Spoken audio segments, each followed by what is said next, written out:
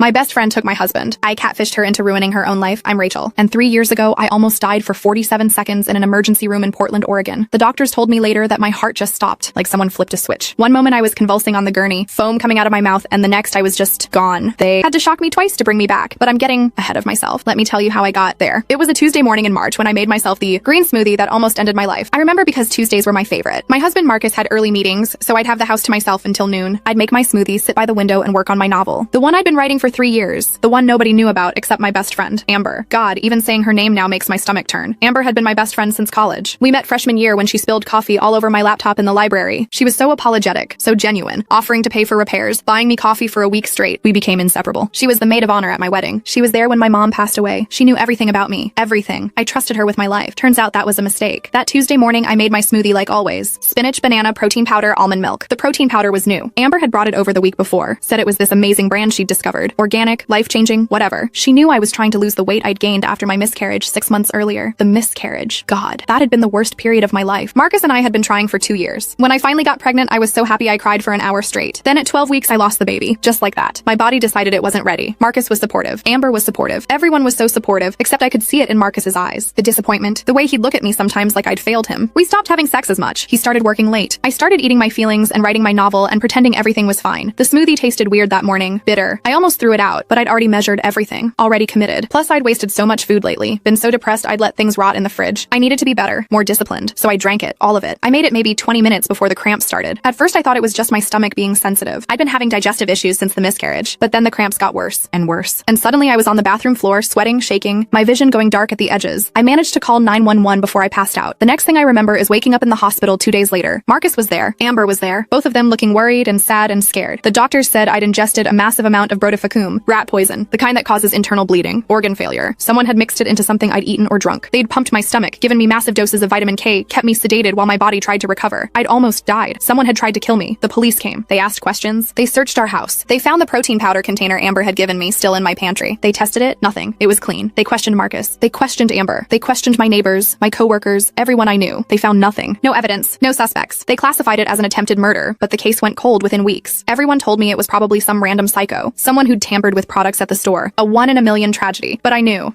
it wasn't random. Someone close to me had done this. Someone who had access to my house, my food, my life. Someone who wanted me dead. The problem was I didn't know who, and I couldn't prove anything. So I went home. I recovered. I went to therapy. I took the antidepressants my doctor prescribed. I tried to move on with my life, but I couldn't stop thinking about it. Marcus became even more distant after the poisoning. He said he was traumatized by almost losing me, needed space to process. He started going to the gym more, working even later. When he was home, he was on his phone constantly. Amber, on the other hand, became more present. She'd come over almost every day.